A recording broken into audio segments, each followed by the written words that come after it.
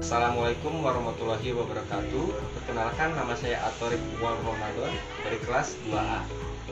Di sini saya akan membuat tugas UAS dari mata pelajaran kuliah psikologis kesehatan yang bertema emosi manusia, dengan topik bahasan definisi emosi, fungsi emosi, teori-teori tentang emosi, perkembangan emosi, gangguan emosi, dan macam-macam emosi.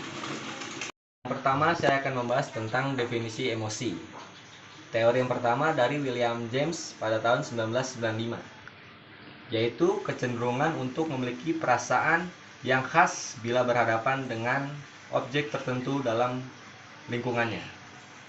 Teori yang kedua dari Crow and Crow pada tahun 1962, yaitu suatu keadaan yang bergejolak pada diri dari individu yang berfungsi sebagai inner adjustment atau penyesuaian diri dari dalam terhadap lingkungan untuk mencapai kesejahteraan dan keselamatan individu.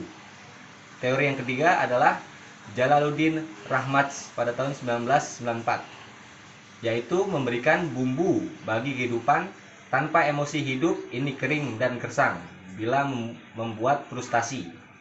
Juga bisa menjadi modal untuk meraih kebahagiaan dan keberhasilan hidup, tergantung emosi mana yang kita pilih dalam reaksi kita terhadap orang lain, kejadian, situasi sekitar kita. Yang kedua, saya akan menjelaskan dari 4 fungsi emosi. Yang pertama adalah energizer atau pembangkit energi. Yang kedua adalah messenger atau pembawa informasi. Yang ketiga adalah membawa pesan. Yang keempat adalah information resource atau sumber informasi. Yang ketiga, saya akan menjelaskan tentang teori-teori tentang emosi. Yang pertama ada teori emosi dari 2 faktor, yaitu Sester dan Singer, yaitu reaksi fisiologis dapat saja sama. Jantung berdebar, tekanan darah naik, nafas bertambah cepat, adrenalin meningkat. Bila rangsangan menyenangkan, maka emosi yang ditimbulkan akan menyenangkan. Tapi bila rangsangan membahayakan, maka emosi yang ditimbulkan adalah rasa takut, membentuk keyakinan tentang apa yang dirasakannya. Yang kedua ada teori emosi James Lange, yaitu emosi terjadi setelah terjadinya reaksi fisiologis. Jadi kita takut karena kita lari setelah melihat ular. Jadi emosi adalah hasil persepsi seseorang terhadap perubahan-perubahan yang terjadi pada tubuh sebagai reaksi terhadap rangsangan dari luar. Contoh, rasa takut pada harimau, respon dipersepsikan. Timbul rasa takut atau rasa takut dipelajari. Contoh, orang tertawa bukan karena senang, tapi senang karena tertawa. Keempat, saya akan menjelaskan tentang perkembangan emosi.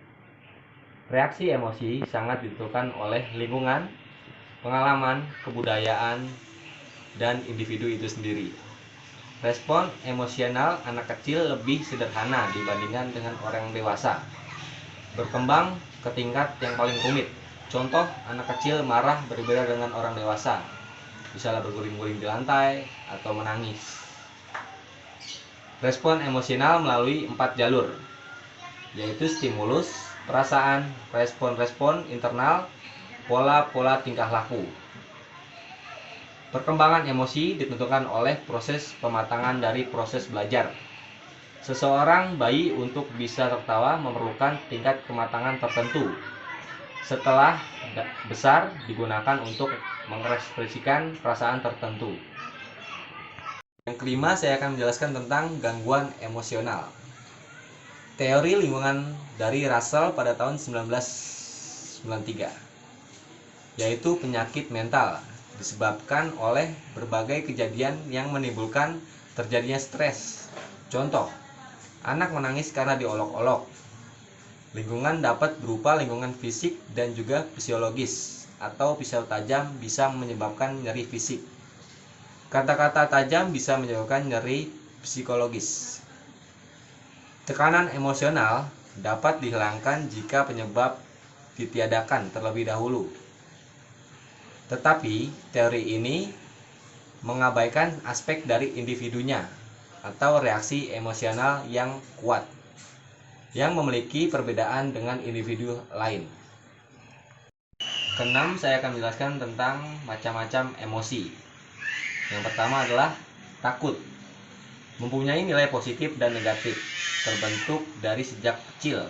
Bahkan orang dewasa pun mempunyai masalah karena berakar pada ketakutan-ketakutan yang mereka alami sejak anak-anak. Cara mengatasi rasa takut yaitu ciptakan suasana kekeluargaan, berilah penghargaan, tanamkan ada kewajiban sosial yang perlu dia taati, tumbuhkan kepercayaan dan kebenaran. Yang kedua ada marah. Pada anak kecil, menjatuhkan diri di lantai, menendang-nendang, menangis, teriak, dan lain-lain. Ini dipengaruhi oleh faktor kematangan dari belajar, diarahkan ke dalam diri atau keluar dirinya. Yang ketiga adalah cinta. Apakah itu cinta? Menurut buku The Art of Loving dari Erich Fromm pada tahun 1983, yaitu sebagai alat untuk mengatasi keterpisahan manusia, sebagai pemenuhan kerinduan dan kesatuan. Akan tetapi, di atas itu semua ada kebutuhan biologisnya. Terima kasih. Sekian dari saya, kurang lebih mohon maaf jika ada salah kata. Billahi taufiq wal hidayah. Wassalamualaikum warahmatullahi wabarakatuh.